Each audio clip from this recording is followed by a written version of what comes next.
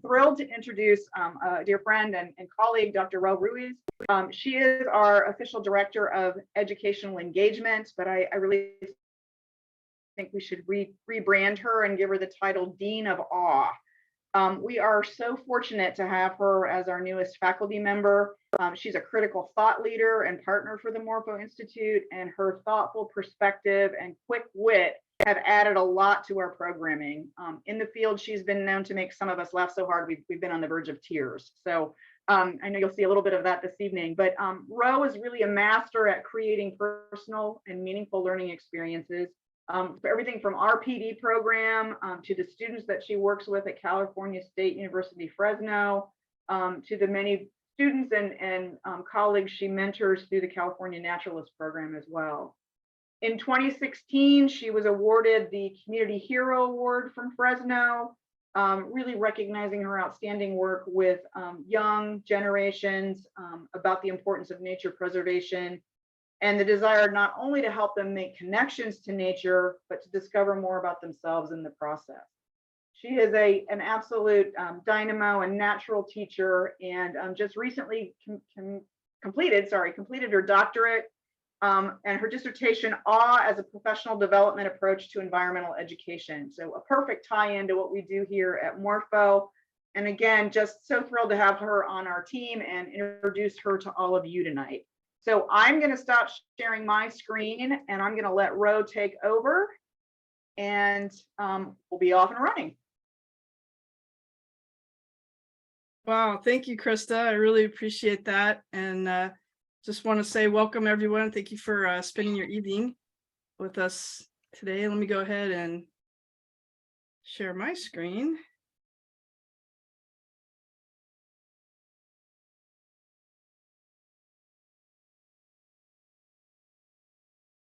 All right, here we go. I'd actually like to start off with the land acknowledgement. This evening, I'm coming to you from Fresno, California, ancestral lands of the Yokuts. And as traditional stewards of this land, I honor their relationship and connection to this place. And I am grateful to humbly join them in their continued stewardship. Thank you. So just kind of a peek at our journey this evening. We're going to start with the awe story, kind of just not figuring out, but learning a little bit about what it is and understanding why it matters. Then we're going to move into their story and how others experienced awe. And so we'll learn about a past cohort that were part of my study. And then we're going to turn the corner and start to look at your story and hope to hear what your next awesome adventure might be. So I'm going to start off with a little story about how I got connected with the Morpho Institute. I was actually at a water institute sitting at a table with a couple colleagues, and they had just returned from this amazing PD, and I mean, they were just all over the place talking about, you know, experiences and things they did, and everything was just like so exciting to me. I got on the computer and I found Morpho, and they weren't accepting any registers. It was in the fall, so I just got onto the waiting list. I was so excited. And then when I learned that I was going to be part of that 2019 cohort, of course, started doing lots of research on where I was going to be adventuring. Watched this YouTube video on the Educator Academy and listened to all the cool things that were happening. Saw this canopy and thought, wow, that is so exciting. And so that kind of was on the top of my list with my experience in working with people in outdoors. I've got experience with high ropes courses. So this was like, yeah, so exciting. So I was ready to go. So let's fast forward to Amazon. Finally, we get to go up to the canopy. I'm excited. We're almost to the top, and we make it to the top. And this is what I see. and I am just blown away. Not even, I didn't really have words for it. It was just trees for as far as you could see. There was nothing, no matter where you turn. It blew my socks off. I was unbelievable. And I was trying to relate it to something that I'd experienced in the past. And the only thing I could come up with in the moment was, well, gosh, when we used to surf all the time, I would look out on the ocean and all you would see was water up to the horizon. And that's kind of what it reminded me of, but it was so not like that. This was just so much more intense.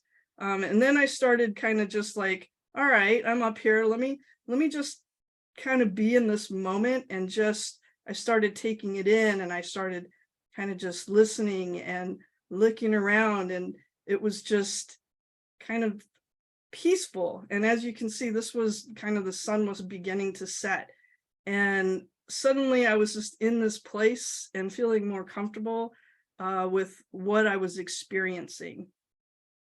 And so let me take you through this story, thinking about how the mind was working here and how emotion kind of kicked in to another level. So here, this was all prior knowledge that I was going into the Amazon to have this experience on the canopy walkway. So this was my comfort zone. I felt confident. I did my research, so these were my ways of knowing and way to interpret information coming at me. And so these are like what are called schema. So here I go with my schema, right? And I get here and it's not what I expect. So it's this perceived vastness, right? And it is beyond my comprehension. I couldn't even connect it to anything that made sense.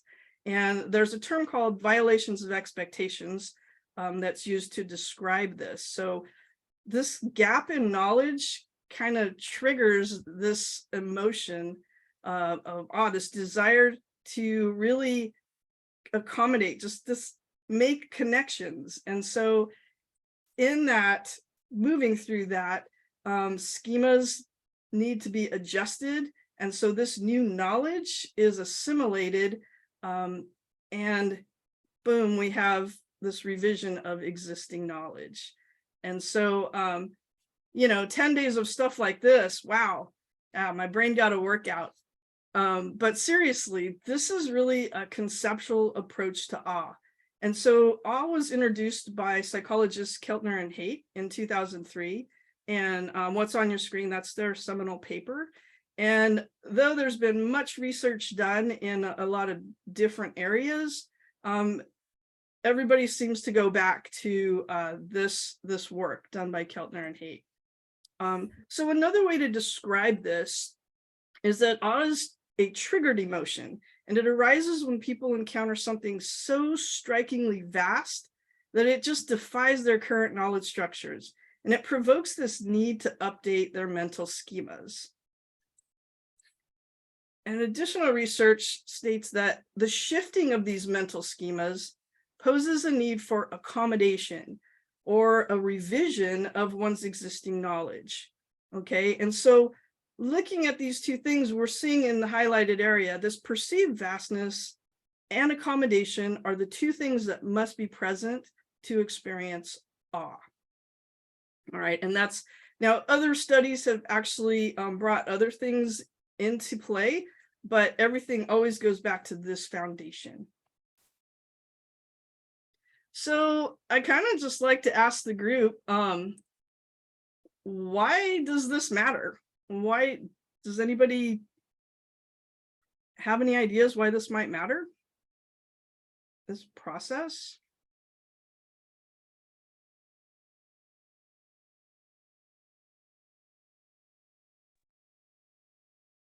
Feel free to jump in and unmute too, or put your responses in the chat. Either one's great. I was going to say, Roseanne, that it makes me feel alive. Like it just, whenever I experience an awe, it's like, oh my gosh, I can't believe I'm here. And it just brings up so much emotion and so much excitement and wanting to know more or understand more. Yeah, awesome. Yeah. And then Kathy adds it to root it in your mind as well. So yeah, thank you guys. Well, let's take a look at oh, Seth, hang on. Seth says awe invites exploration, love and want to conserve. All right, awesome. So in a recent study by Megan Cuzzolino, make sure I say that right. I wanted to call her out now. She's not listed on these following pages, but it was her, the way she encapsulated this into 3 components. So that was from her, but we'll take a look at that and you'll see what I mean. So the first component was that awe motivates conceptual change, right?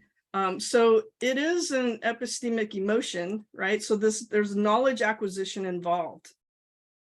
And as we just spoke about, this need or provoking this need for revising our mental models. So another phrasing for schema.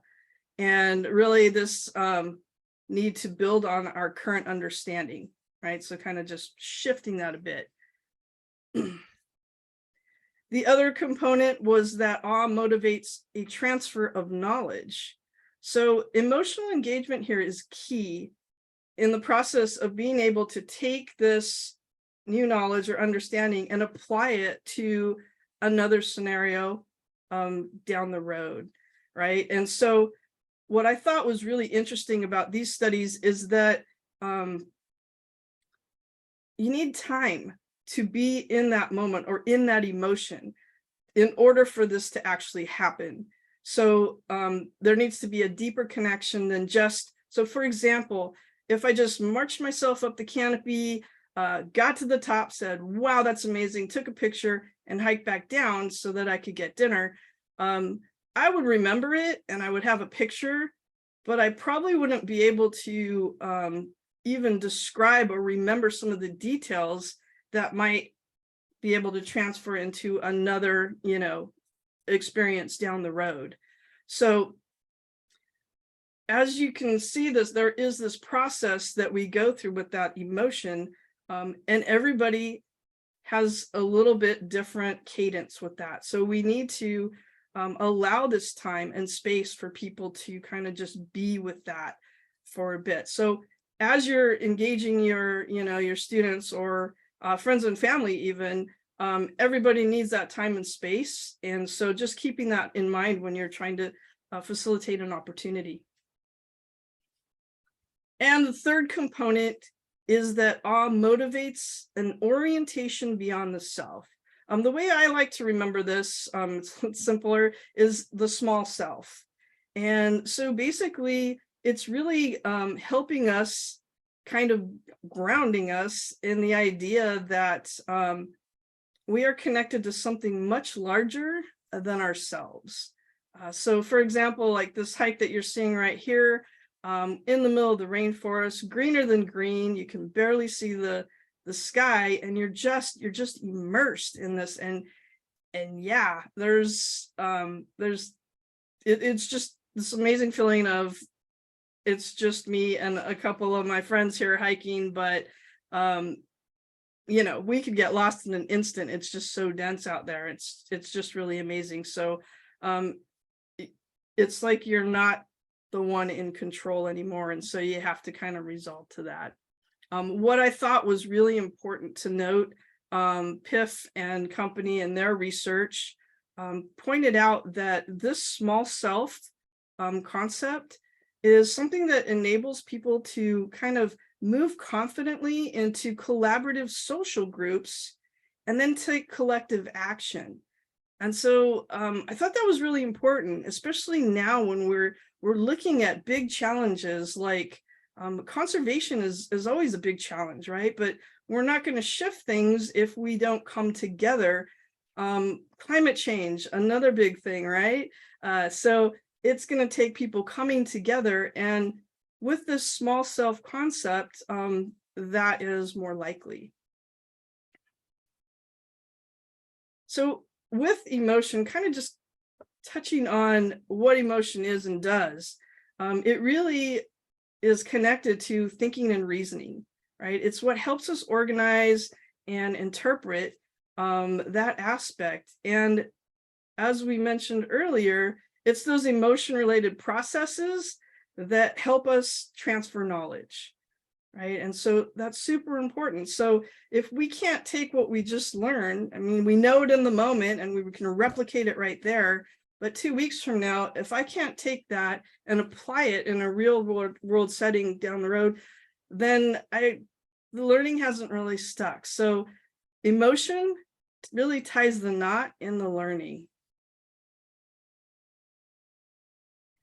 Kellner also calls out that things like wonder, open-mindedness, the questioning, curiosity, that just, embracing the mystery, but really just wanting to kind of dig down deeper. All these things arise out of these awe experiences. And Cusolino points out that awe is deeply connected to the process of learning and to personal moments of discovery. And so what's interesting, I mean, I can read this and say, yeah, I can relate to that. But Cusolino's study actually was a study on professional scientists. And so they're talking about awe through the lens of their research and these personal moments of discovery and just awe in how things change and new things they learn and things that arise. So totally connected to science thought, but also applicable across many disciplines. All right, so my question to you, what are the 3 things that awe motivates?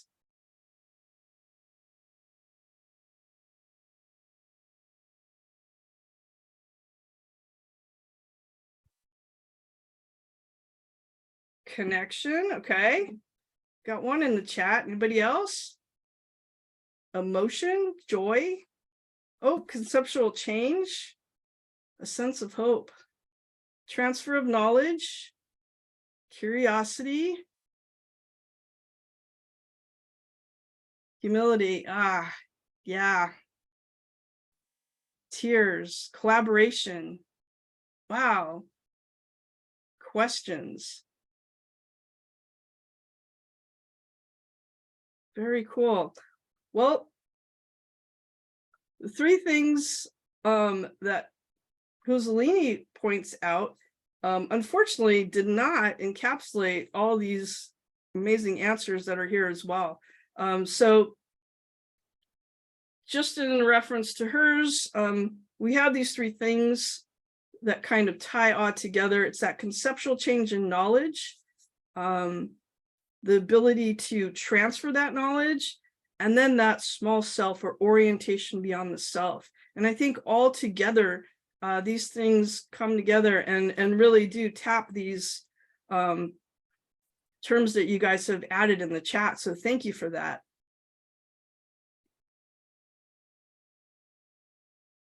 So now let's take a quick look at their story, the Cohort 2019 participants. All right, so these are some of the folks that participated in the study, and hopefully you can glean some nuggets from their experience and what they're able to share through their data. I had many questions in this research, but I'm only going to take a look at 2 that really kind of pertain to the specific thread that we are looking at tonight. The first was, how do awe experiences engage practitioners and or facilitators? And I did use practitioners, facilitators, because I wanted to make sure to be inclusive of both formal and informal educators. There's a lot of crossover for both formal and informal, but there's also a lot of differences in how we facilitate information and learning experiences in an outdoor setting versus an indoor setting. So there's a lot that can be gleaned from one another, and it works great together. The other question was actually, how can these practitioners and facilitators replicate this for students? And this meaning these awe experiences. All right, so this is kind of the method to the madness. what was done initially was I asked them to send me 3 to 4 pictures, and those pictures needed to represent experiences that they found the most impactful when they came, for that 10 days. And so this was part of a visual narrative inquiry, basically just asking for the pictures and them having to retrieve them. That was already the start. I got a lot of pushback because if any of you are picture takers, the amount of pictures that accumulate in a 10-day period and having to choose 3 or 4, yeah, that's very challenging. But you can already probably see that in order to do that, they had to really look at their photos and start remembering and thinking back, okay, was this the one that was most impactful? Here's the things that I was going through at that time, what I was feeling, what I was thinking. So that was kind of the beginning. And basically, we just did some semi-structured interviews around this inquiry. And there were a variety of other questions asked as well, but that was kind of it in a nutshell. And man, when I say it like that, my dissertation should not have taken that long. So let's take a look at what came out of question 1 data. First and foremost, everybody talked about these experiences encouraging connectivity in one way, shape, or form, but that was that came through loud and clear. They also noted that the experiences create space for new associations to emerge. So kind of meaning that open-mindedness, right? But what was noted was that the impact of these experiences was so varied. I mean, if the experience that was talked about was on the canopy, there was some overlap, but yeah, the conversations around that, there was a lot of different things that came up. So that's really important to note, because I think we know when we're working with groups that everybody's going to take things in a little bit differently. And so we have to be able to, note that and be able to facilitate an activity that can encapsulate as many opportunities for people to connect. So I thought that was a really awesome thing to kind of emerge. And the bottom line for this particular question is that the connectivity piece that I just mentioned earlier, what came to the top were 3 prominent groupings, and it was cultural, environmental, and cohort connections in that order. So cultural was at the top. Now these 3 were at the top of everything else mentioned by far. So it was kind of, no contest, but these were really close. They were within 1 percentage point of each other. So it wasn't that far, but it was just interesting that cultural was at the top. All right, so we're going to briefly take a look at each one of these, just to give you a little more of a deep dive on some of the highlights and reasons why these connections were important to them. With the cultural aspects, people were really drawn to the local people, their customs, learning about their histories, and especially being able to participate in those things. The quote on the bottom really, it kind of points out just being around somebody that has carried tradition, right, through the generations, and then being able to engage with them and have them show you something that it's like a special connection. I mean, when does that happen, right? That's just amazing. The top left corner is a celebration that was actually done for them, but it's a celebration that it's customary, and as you can see, it's with all the children. So a lot of people mentioned that being very impactful.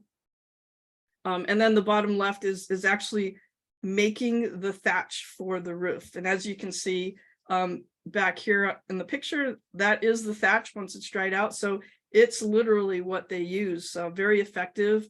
But, not only learning to make something, but something that's literally used, right here, right now. So that was mentioned quite a bit. And then this lower right picture, there's actually 2 stories to this. But this one here in this cultural connection was the teacher being able to connect in a teaching setting, because we were working with their school with children of another culture. That just rocked her socks off. But if you look closely, on top of this little girl's head, there's a monkey. And that is a story I'll save for a little bit later. But that was yeah, that was awesome. We'll just leave it at that. So let's move on to these environmental connections. And really the high points for that, most everything was either species centered or systems oriented that they were talking about. But in kind of threaded throughout that were aspects of emotional feelings and physical sensations, you know, while experiencing the environment around us. And then I really like how they capture like the purpose and the need for adaptation. It just kind of encapsulated a lot of, you know, just the intensity of being there and everything having this purpose, right? The bottom quote, I swear I did not write it, but it's like so me. We went like maybe 50 feet in like 2 hours. We just couldn't stop looking at everything. Oh my gosh, that is like so me. But all these things kind of coming together in the environmental connections. They were, let me back up. I do have to tell the story of this down here. I forgot to mention the riverboat ride. This person was just super excited. I think probably as excited as I was to go on the canopy. This person was excited to go on the night boat rides.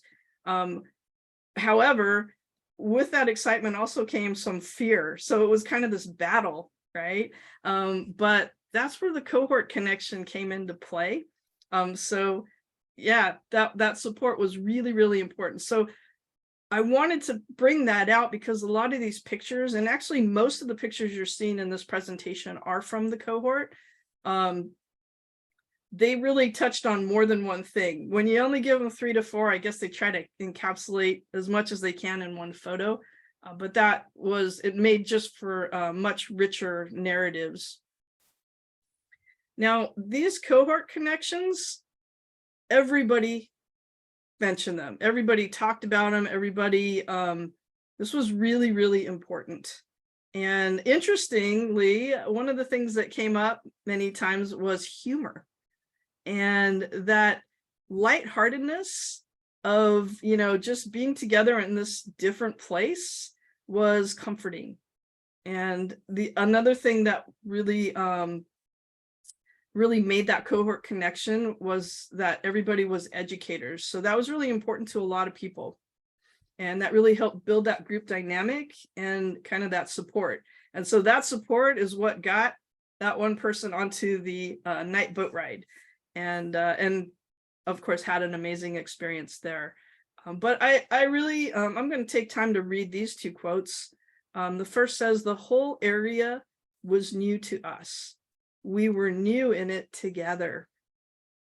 And the next one, "It bonded us in a way that I couldn't bond with other people that haven't been there." And maybe you've had this experience. I'm, you know, if you think back, you probably have, where you've experienced something and you want to share it, but it just doesn't come across the same to somebody, even though you're excited and detailed, and you know, they can't wrap their heads around it because they don't have that schema to help them interpret that information.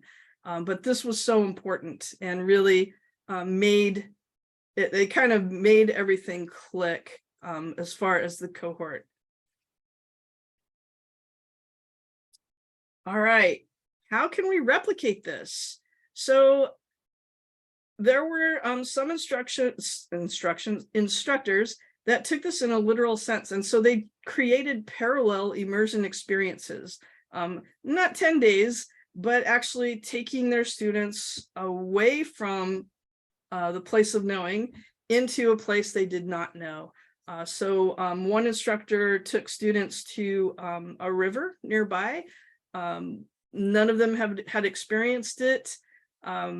Did some, I think they did, it was canoeing, not kayaking, and, you know, explored the river.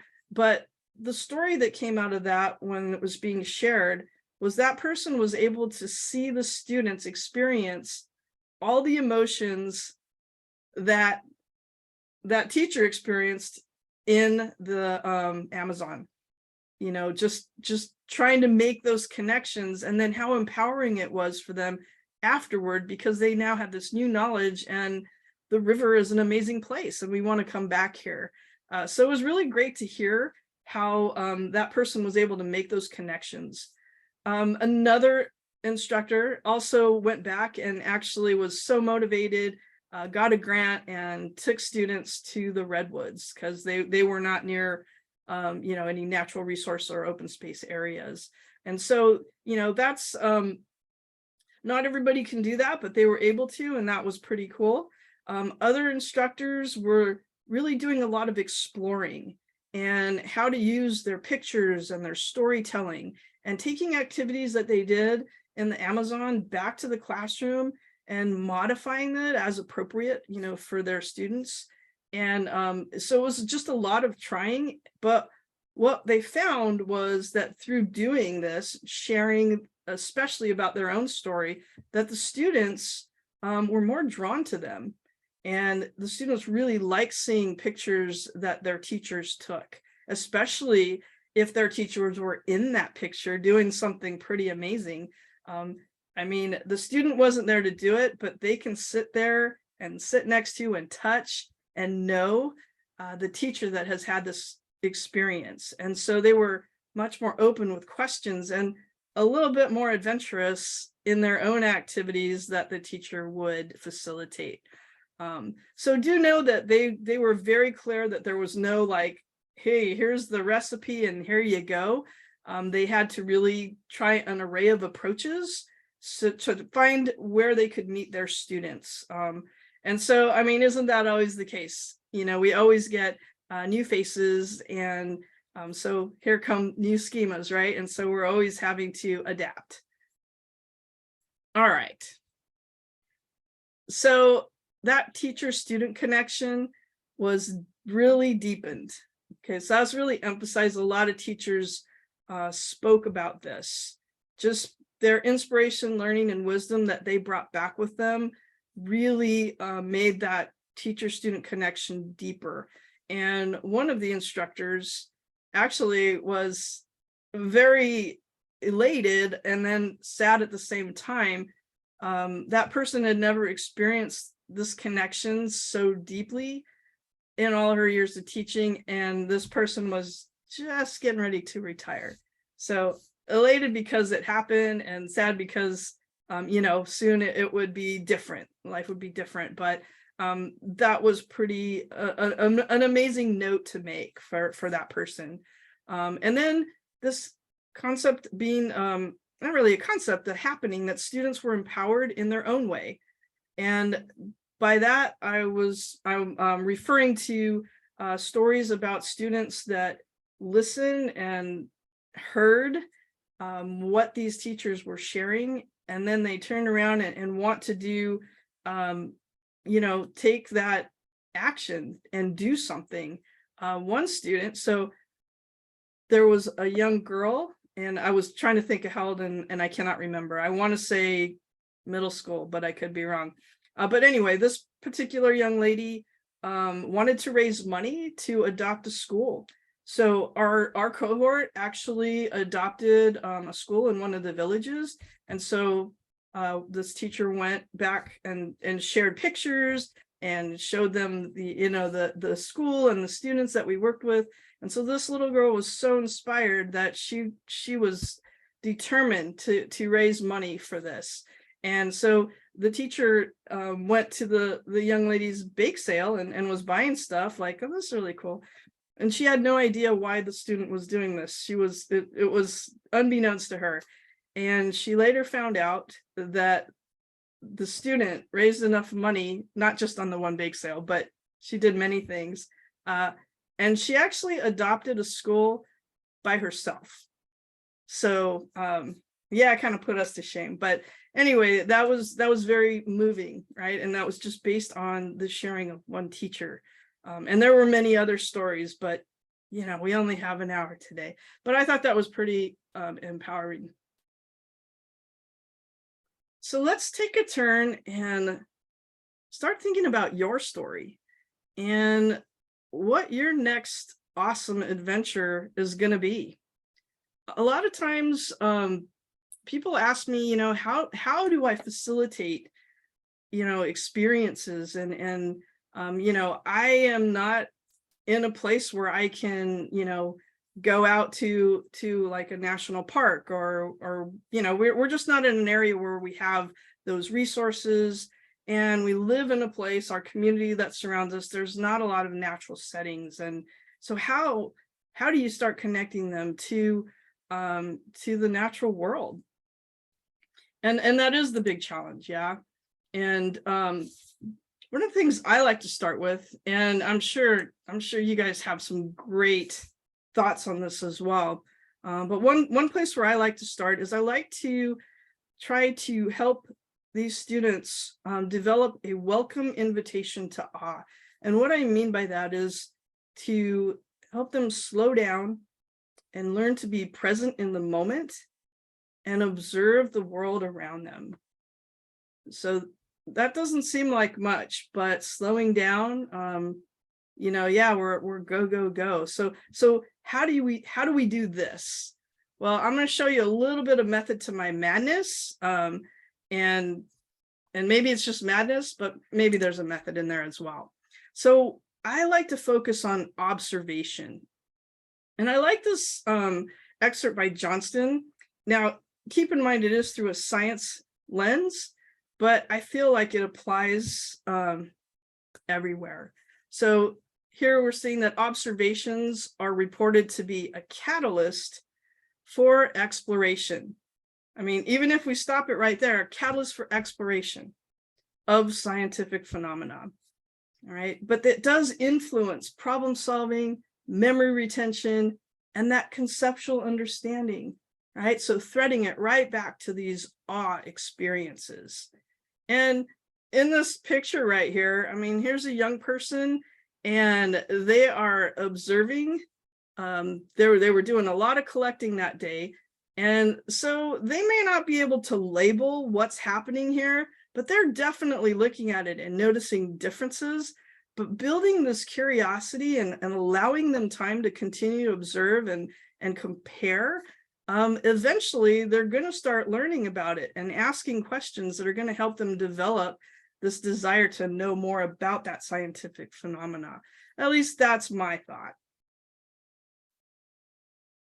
So one of the things I like to start off with, and I do this really with all ages, for younger ages, I'll do it a little bit differently, but this one works. So I would like you to have a piece of paper and a writing implement handy. We're going to use it in a moment. I just want you to have it handy. And what I'm going to do here is I'm going to show you the next screen for 7 seconds. Let me get my watch ready. And I want you to observe what's on the screen. Okay, just take that full 7 minutes and 7 minutes. I'm sorry, 7 seconds. All right, hang on. Okay, here we go. All right, are you ready? And there we go.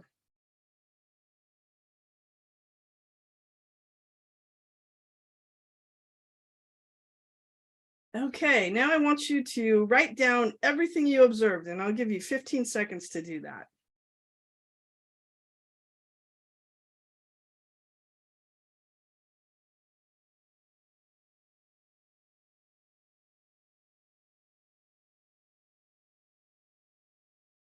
All right.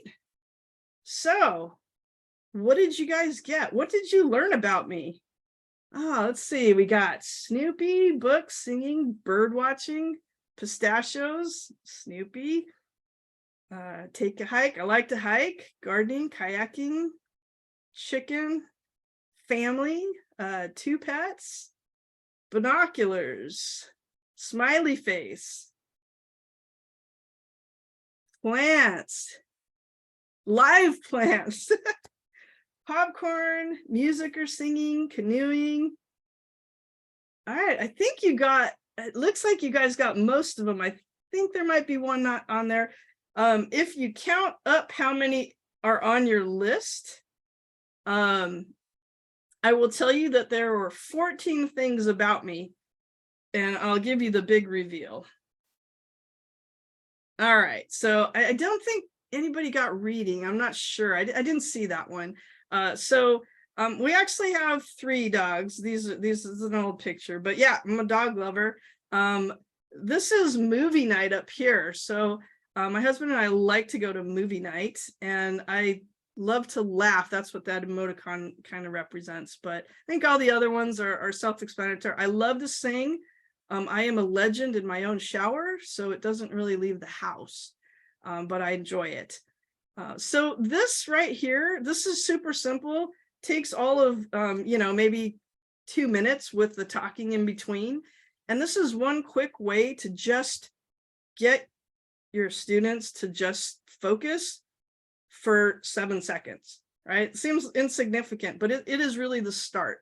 And we just scaffold from there. The other great thing about this is that this gives students an opportunity to learn a little bit about me, and maybe there's something about me that they also like. So now there's another little connection. And that may seem insignificant, but sometimes that opens the door for even more communication and, them feeling safe and able to ask questions. All right, so I'm going to move along because we're closing in on time. This is another activity that I like to do. I ask students to bring in a leaf, a single leaf. If they want to bring in more, that's okay, but just one. The trick here is that the leaf needs to come from their neighborhood. So what we're doing now is we're starting to expand, right? Kind of get them to know their own place, and also to realize that there's probably nature in and around their place. And so everybody brings their leaves in, they sit down, I have a guided observation that goes with it. And we won't go through all that because I know you could do that. But then what we do is we rotate. So everybody has their leaf, they're done, you get up and you go find another leaf that looks interesting, and we do another observation. And so depending on age and engagement, you might do 1 or more rounds of that.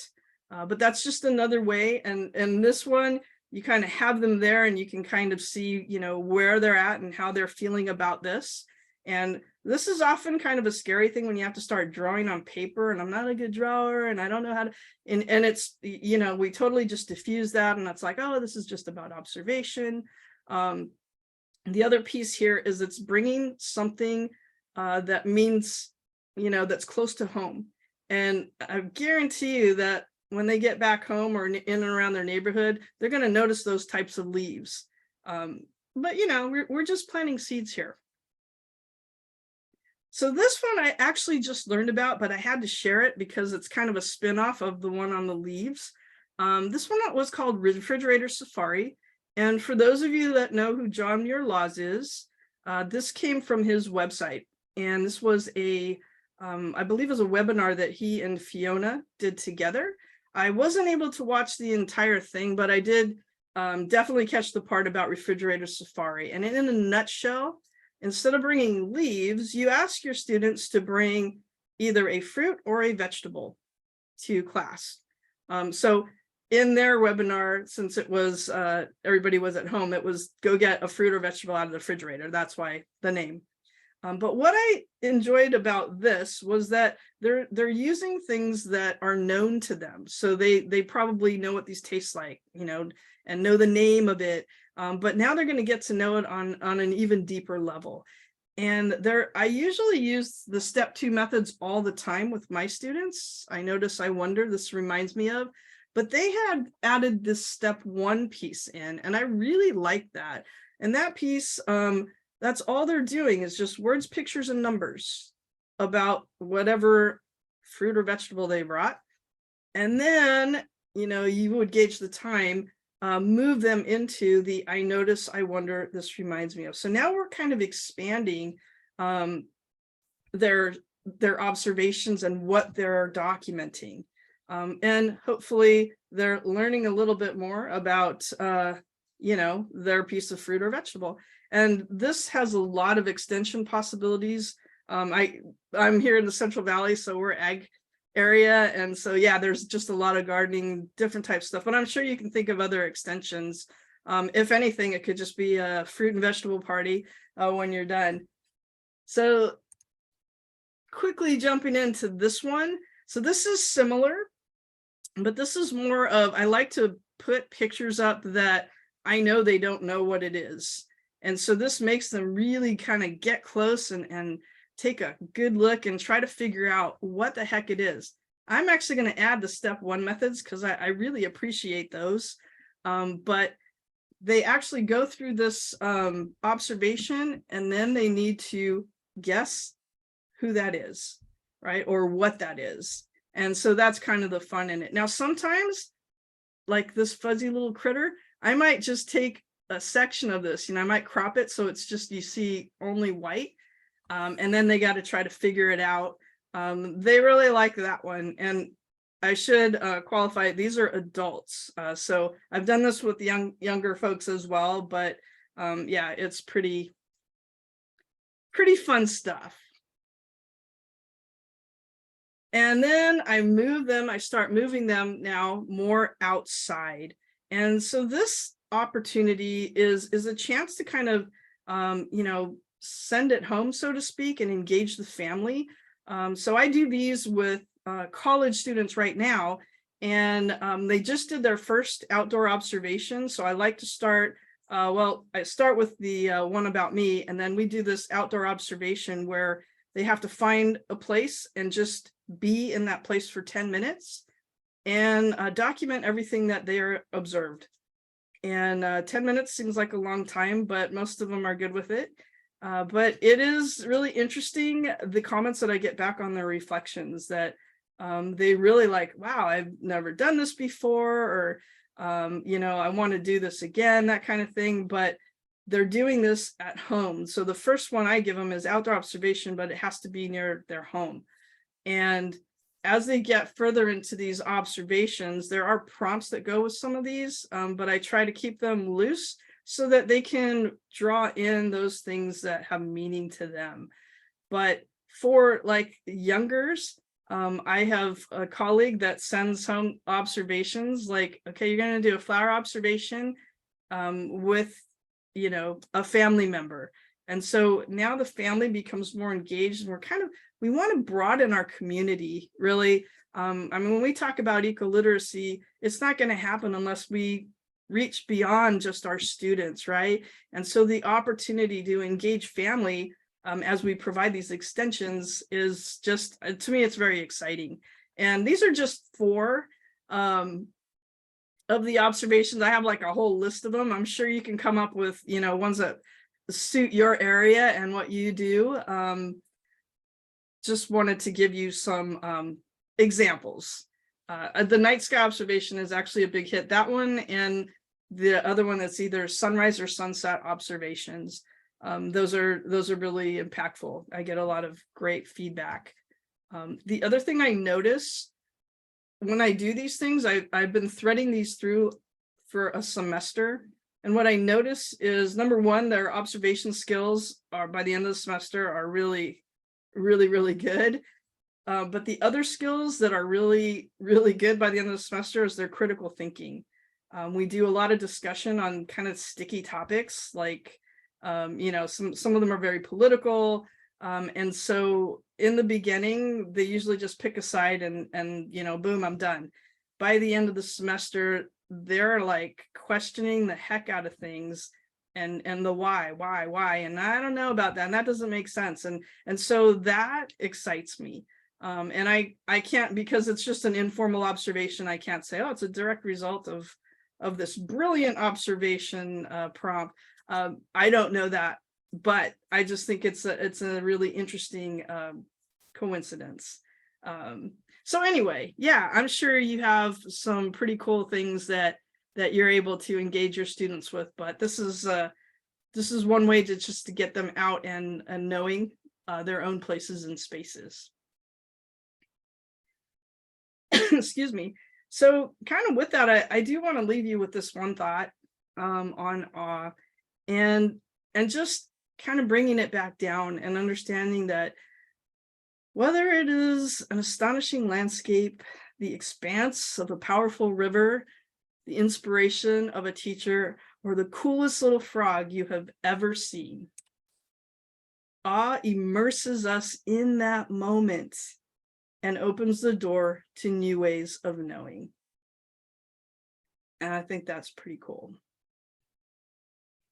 So that is kind of the end of what I was wanting to share with you.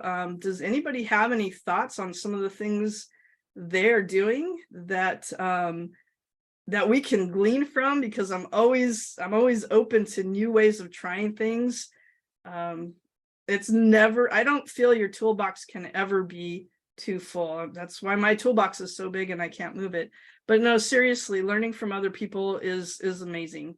So does anybody have any shares? Feel free to unmute. I've opened the gallery back up. You can turn your videos back on if you like. We'll drop it in the chat too. Thank you, Ro. This was a deep and really fantastic dive into all of this.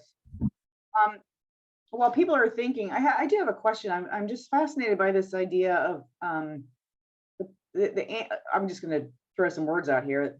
Is awe amplified when it's a communal experience? Like, you know, I tend to think of my own awe experiences, and now looking back on them, have they lasted longer when I've had community to share it with and we experienced it all together instead of the ones I've had individually on my own?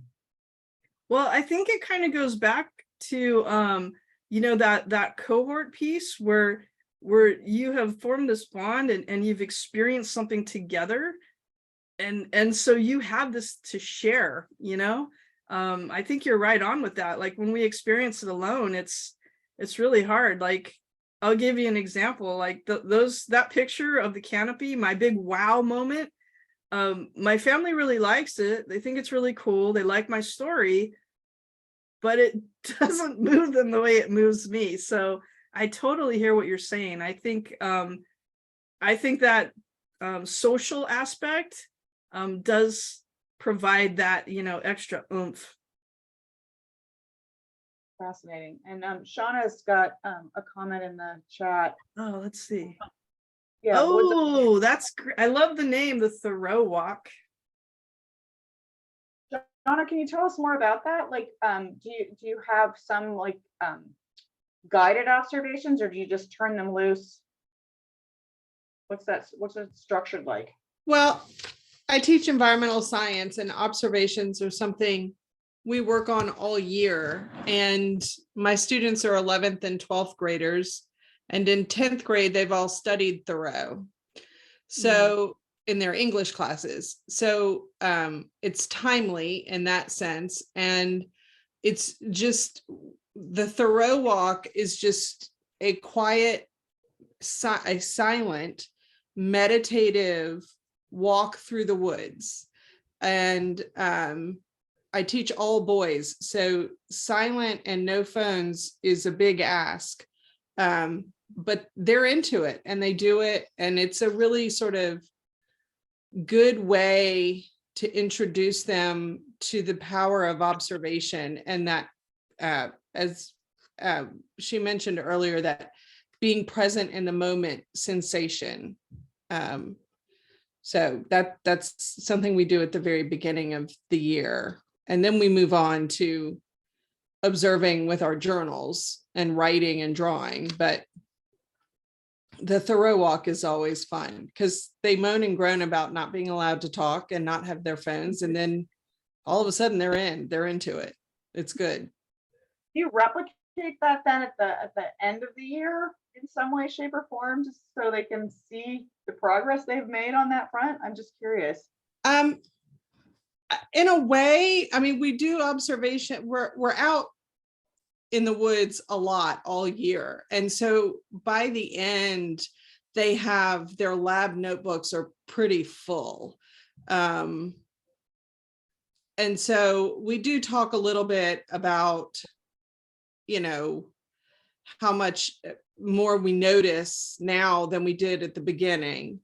And you know, there's always some complaining about how they're bad at drawing. And I empathize with that because I'm the same. I'm not good at it, but I do it, you know.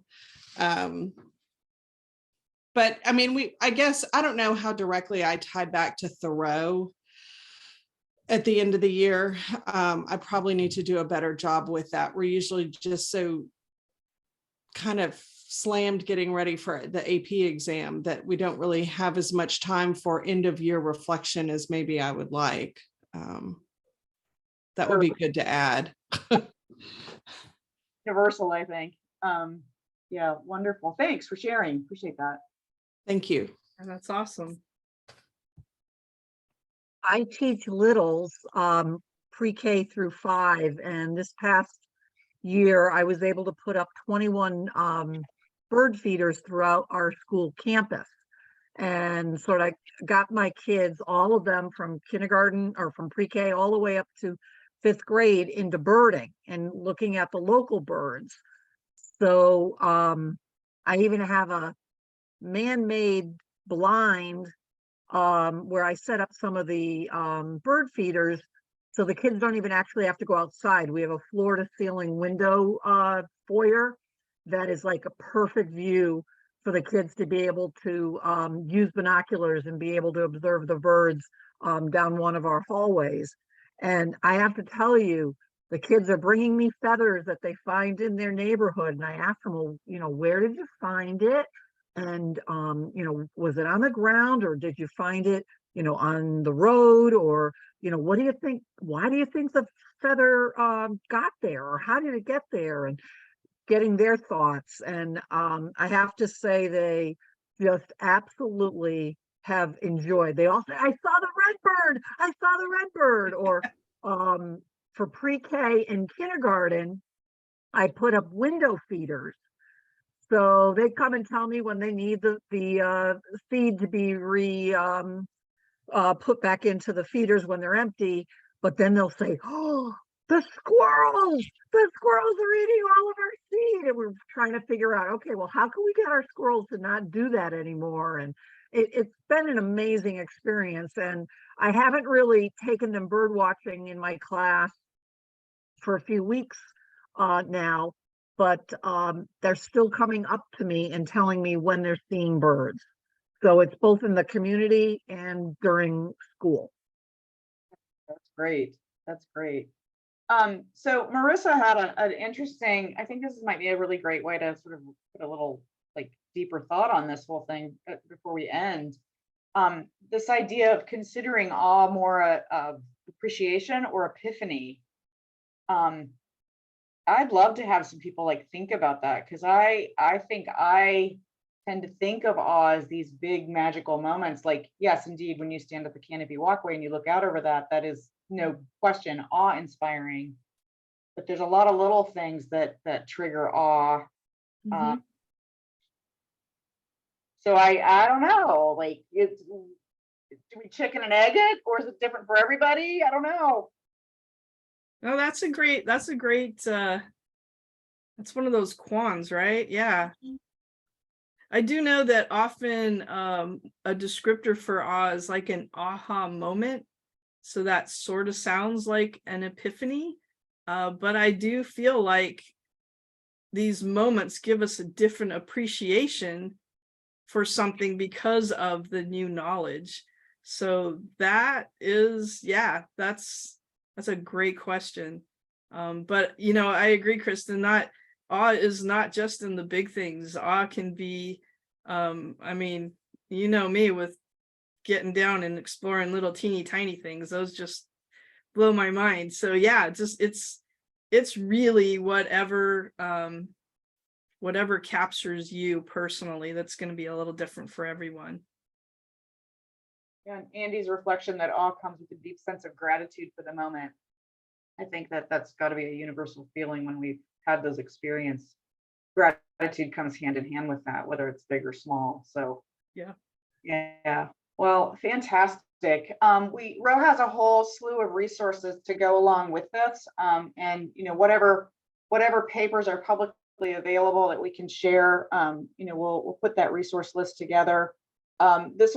It has been recorded. We'll put it up on our YouTube channel. And for those of you that are traveling to the Amazon with us, I'll also get it over on Morpho Net, so you can have access to it and with the resources that accompany it. So again, we do try really hard to honor everybody's time and limit these things to an hour. We could stay here all night talking about, this is an incredible introduction, and really appreciate the thought you put into citing all these really excellent resources for us to dig into. So thank you, Ro, very much. And for all of you that are joining us this summer, can't wait.